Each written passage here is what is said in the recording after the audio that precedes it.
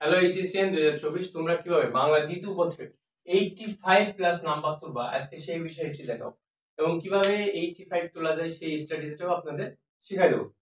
সেইটা হচ্ছে যে আমার মধ্যে বাংলা দ্বিতীয় পত্রে একটু নাম্বার পাওয়া বেশি সহজ, কেননা বাংলা দ্বিতীয় পত্রে প্রত্যেকটা বিষয়ে অল্টারনেটিভ কিছু একটা আছে, যে একটা যদি রুল থাকে তাহলে তার আপনার লিখিত অংশ আছে, মানে কিরকম যে উচ্চারণের নিয়ম আছে, আবার উচ্চারণ আছে এরকম।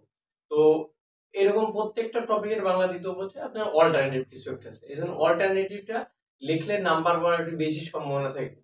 আর বাংলা প্রথম পত্রে বলতে পারেন যে ভাই বাংলা প্রথম পত্রে নাম্বার কত, হ্যাঁ সহজ। তবে বাংলা প্রথম পত্রের ক্ষেত্রে আসতে গিয়েছে 30টা এমসিকিউ এর মধ্যে 28 থেকে 30টা এমসিকিউ হতে হবে, তাহলে আপনার এ প্লাস পাওয়া খুবই সহজ, অন্যথায় একটু হার্ড।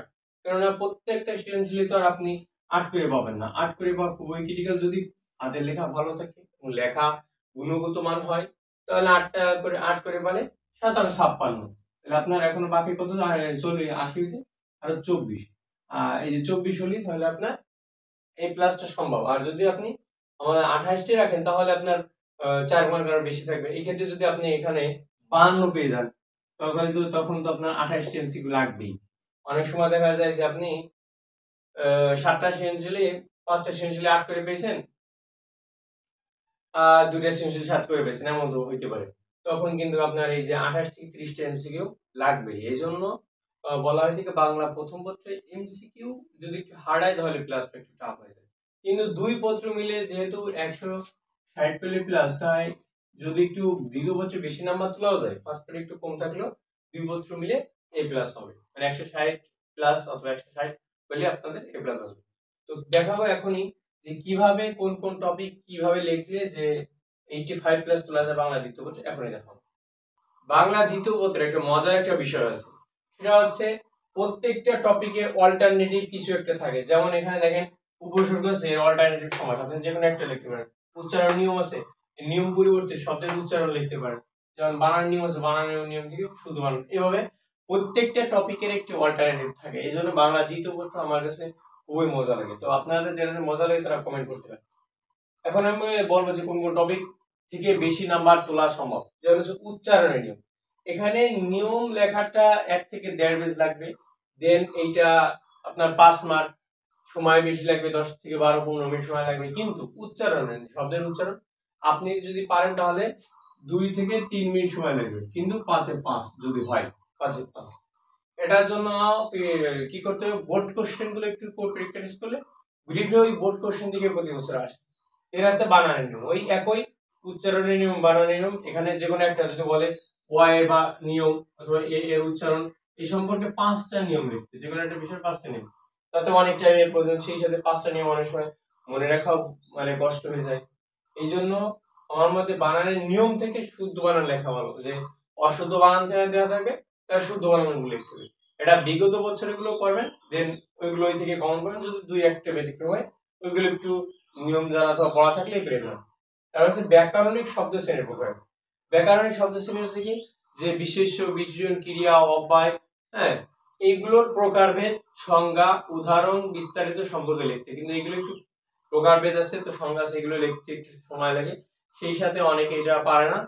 তো আমি বলবো যে ব্যাকরণিক শব্দ শ্রেণী নির্ণয় করা শিখবেন, যে বিশেষ্য কোন নির্ণয় করে কিভাবে, বিশেষণ নির্ণয় করে কিভাবে, ক্রিয়া, অব্যয়, হ্যাঁ যোজক, এইগুলাই মূলত আশা করি সবচেয়ে বেশি আছে। বিশেষ্য, বিশেষণ, ক্রিয়া, অব্যয়, ক্রিয়া বিশেষণ, হ্যাঁ এই 5টাই সবচেয়ে বেশি এসে থাকে। তারপর হচ্ছে উপসর্গ। উপসর্গের অল্টারনেটিভ হচ্ছে সমাস। আপনারা উপসর্গ এবং সমাসের মধ্যে যে কোনো একটি লিখতে পারেন, আপনি যেটা ভালো পারেন সেটা লেখার চেষ্টা করুন, কারো পরামর্শ নেবেন না। সেটা হচ্ছে আমি একটু পরামর্শ দিই, সেটা হচ্ছে যে উপসর্গটা হচ্ছে, উপসর্গের প্রতি বছর একই কোশ্চেন সেটা হচ্ছে উপসর্গের অর্থবাচকতা অর্থ দ্রুত করে। এই কোশ্চেনটা যদি একটু ভালোভাবে মুখস্থ বা আয়ত্ত করতে পারেন, এবং তার আগে যে কোশ্চেনটা ছিল একটা, সেই কোশ্চেন, এই দুটা কোশ্চেন দেখলে উপসর্গে 5-এ 5 পাওয়া সম্ভব। আর যদি উপসর্গ না পারেন তাহলে সমাস, সমাসের ক্ষেত্রে একটু বেশি পড়াশোনা লাগে। সেটা হচ্ছে ব্যাস বাক্য সহ সমাস নির্ণয়, একবারে বিগত বছর অনেক এমসি প্রশ্ন, এগুলো মুখস্থ করতে একটু সময় লাগে, পড়তে বুঝতে। এই ক্ষেত্রে আপনি উপসর্গটা প্রিফার করি, কারণ উপসর্গ যদি ভালো হয় তাহলে উপসর্গটা লেখার চেষ্টা করবেন। দেন আছে কি অপপ্রয়োগ ও শুদ্ধ প্রয়োগ। অপপ্রয়োগ এবং শুদ্ধ প্রয়োগ, আর হচ্ছে বাক্যের মধ্যে শুদ্ধ প্রয়োগ। এখানে দুইটা ভাবে অপব্যয় এবং শুদ্ধভাবে আসে, সেটা হচ্ছে একটা আছে প্যাসেজ আকারে, হ্যাঁ, আর একটা আছে বাক্য আকার। সেটা হচ্ছে মনে করেন এখানে শুরু হয়েছে এটা বাক্য আকারে যেগুলো আসে সেগুলো হচ্ছে এক থেকে দুইটা ওয়ার্ড সংশোধন করলে হয়ে যায়।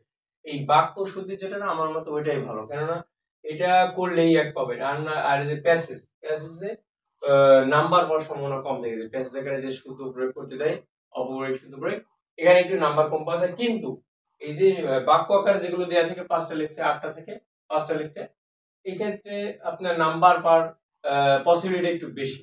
তো আমি বলবো যে ভাষার অপপ্রয়োগ এবং শুদ্ধ প্রয়োগের যে বাক্য আকারে যেটাগুলো আসবে ওইগুলো করবেন, এবং বিগত বছরে যেগুলো এসেছিল ওইগুলো করবেন। বাংলা দ্বিতীয় পত্রের নির্মিত অংশ, এই নির্মিত অংশের মধ্যে প্রথম যেটা আছে অনুবাদ। এই অনুবাদ হচ্ছে কি, একটা প্যাসেজ দেওয়া থাকবে ইংরেজিতে, তার অনুবাদ করতে হবে, অথবা বাংলায় দেওয়া থাকবে ইংরেজিতে তার ট্রান্সলেট করতে হবে। এটা একটু সময় সাপেক্ষ, এবং অনেক সময় থেকে দেখা যায় যদি কমন না পড়ে তাহলে মানে ট্রান্সলেট করাটা একটু ক্রিটিক্যাল হয়ে যায়। তার থেকে বেটার আছে পারিভাষিক শব্দ। পারিভাষিক শব্দে একটি পারলেই 1 নম্বর, হ্যাঁ, এরকম যে 10টি ওয়ার্ড দেওয়া থাকবে 10 নম্বর, হ্যাঁ। তো 10টি ওয়ার্ড থাকবে 10 নম্বর। আমার মতে এই যে পারিভাষিক শব্দটা লেখাই বেটার, কেননা যদি একটা হয় তাহলে 1 নম্বর। পারিভাষিক শব্দে সময় কম লাগে, আবার লিখলেই নাম্বার পাওয়া যায়। কিন্তু অনুবাদে হচ্ছে কি, যদি আপনার একটা ভার্ব, একটা অক্সিলারি ভার্ব, একটা অবজেক্ট, সাবজেক্টের ভুলের কারণে নাম্বার মাইনাস, এর থেকে পারিভাষিক শব্দটা বেটার। দেন আছে দিনলিপি এবং প্রতিবেদন রচনা। দিনলিপি সাধারণত একটু বড় হয়ে থাকে, এটা একটু কষ্টকর। তার থেকে বেটার আছে প্রতিবেদন রচনা, কারণ প্রতিবেদন রচনা একটা ফরম্যাট আছে, সে ফরম্যাট বা তারিখ বরাবর আপনার যেটা সিস্টেমেটিক্যাল লিখতে হয়, যে বডি বাদে এই যে সিস্টেমেটিক্যাল যেটুকু লিখবেন, এইটুকু লিখে যে বডি দিয়ে কিছু একটা লিখে আসেন, তাকে আপনার 7-8 পাওয়া সম্ভব, 6-7 পাওয়া সম্ভব, কারণ 7-8 পাওয়া ভুল, 6-7 পাওয়া সম্ভব। সেই সাথে যদি একটু ভালো মানের কিছু লেখেন তাহলে প্রতিবেদনে 8-9 তে এমনি পাওয়া সম্ভব, হ্যাঁ। এর হচ্ছে কি বৈদ্যুতিক চিঠি তথা ইমেইল, আমরা যেটা মোবাইলের মধ্যে যেটা পাঠাই দিই সেটা, এটা বৈদ্যুতিক চিঠি হচ্ছে ইমেইল, হ্যাঁ, ইমেইল, এটা হচ্ছে ইমেইল। এবং আবেদনপত্র, আপনার কাছে যেটা ভালো লাগে সেটা লেখার চেষ্টা করবেন। বৈদ্যুতিক চিঠি 1 পেজের মধ্যে হয়, এর ফরম্যাট দিয়ে দেখা যায় কি অল্প জায়গা থাকে, অনেক সময় অনেকে লিখতে পারে না, সেই ক্ষেত্রে তার জন্য হচ্ছে আবেদনপত্র বেটার। আর যারা বৈদ্যুতিক চিঠি লিখতে পারেন, ফরম্যাট জানেন, অথবা বৈদ্যুতিক চিঠিতে আপনারা ওই অল্প একটু জায়গার মধ্যে একটু ভালো কিছু তুলে ধরতে পারবেন, তারা বৈদ্যুতিক চিঠি লিখবে। কারণ বৈদ্যুতিক চিঠি অল্প জায়গার মধ্যে একটু ভালো কথা কিছু একটু উঠাই দিতে পারলেই এখানে 8-9 সহজেই পাস হবে। এই জন্য যারা পারেন একটু চেষ্টা করবেন বৈদ্যুতিক চিঠি লেখার। আর যাদের হয় না তারা আবেদনপত্র লেখার চেষ্টা করবেন, কারণ আবেদনপত্রে তারিখ বরাবর, বিষয় জনাব, আমি অমুক শ্রেণীর ছাত্র, অমুক বিষয় নিয়মিত অধ্যয়ন করি, এইসব দিয়েছে জনাব আপনার নিকট মহোদয় নিকট আকুল আবেদন এই বিষয় সম্পর্কে, এরকম লিখে লেখা যায়। তাদের ফরম্যাট লিখলেও 4-5 পাওয়া যায়, আর লিখলে 8-9 তে এমনি পাওয়া নাম্বার। এই দুটো বৈদ্যুতিক চিঠি এবং আবেদনের দুটোই নাম্বার একটু বেশি উঠে। দেন সংলাপ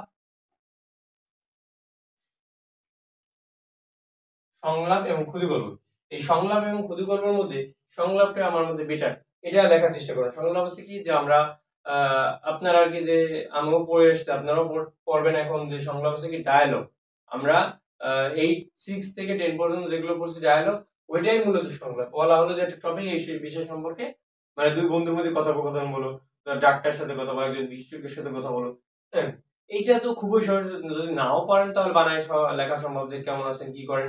দেন এখান থেকে শুরু হবে যে আমি এই বিষয়টা নিয়ে কনসার্ন অথবা উদ্বিগ্ন, এরকম দিয়ে একটা ডায়ালগ সহজেই লিখতে পারবেন।